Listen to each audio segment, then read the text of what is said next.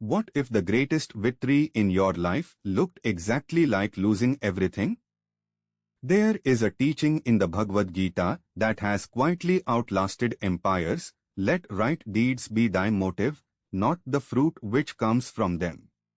Lord Krishna spoke these words on a battlefield, not to inspire conquest, but to reveal something far deeper.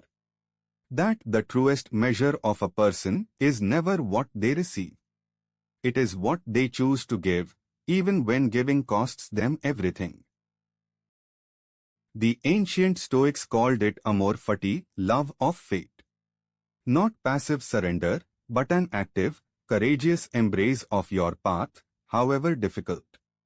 Marcus Aurelius wrote, "What injures the hive, injures the bee." Rama understood this instinctively. His kingdom was not just land and throne, it was every soul who depended on it. His duty was never personal. It was sacred. We live in a world that constantly whispers, choose yourself first. And sometimes, that is wisdom. But there is a deeper question we rarely ask, what are you choosing yourself for? Rama stood at the threshold of a crown he had earned, and walked away. Not from weakness, but because he understood that a leader who places desire above duty has already lost the only kingdom that matters. Exile is not always a forest. Sometimes it is a career you leave behind for integrity. A relationship you release because it was built on compromise. A comfort you surrender because your conscience demanded more. Rama's 14 years in the wilderness were not punishment, they were purification. The Buddhists teach that suffering, when met with awareness, becomes the very fire that burns away what is false in us.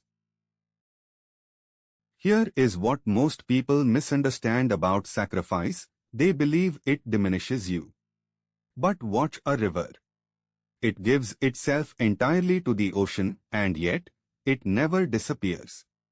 It becomes something vaster. Every act of genuine sacrifice Rama made did not shrink him. It revealed him. His greatness was not built in the palace. It was forged in the forest, in the silence, in the choosing again and again duty over desire.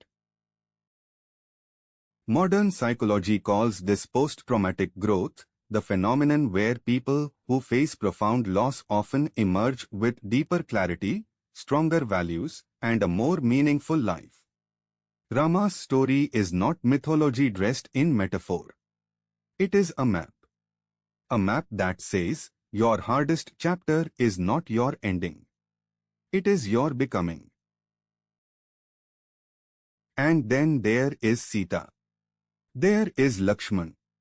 There is Hanuman, who crossed an ocean not for reward, but for devotion. Rama's life did not just shape him. It called forth greatness in everyone around him.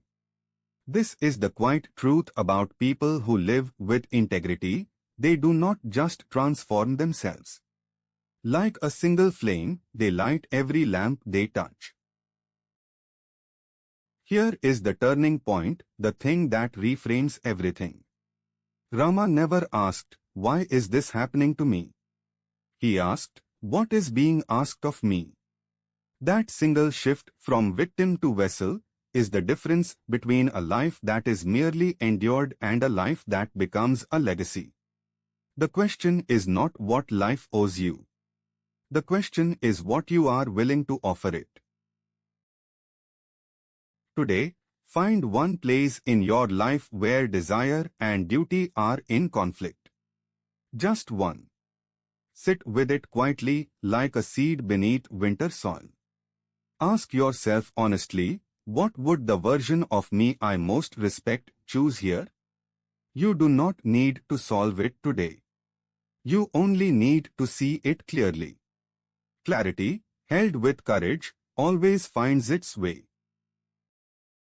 Rama lost a kingdom and became eternal. His legacy lives not in stone or scripture alone, But in every soul who chooses, even once, to place something greater above themselves, that river still flows. And it is flowing through you, right now, in every choice you make.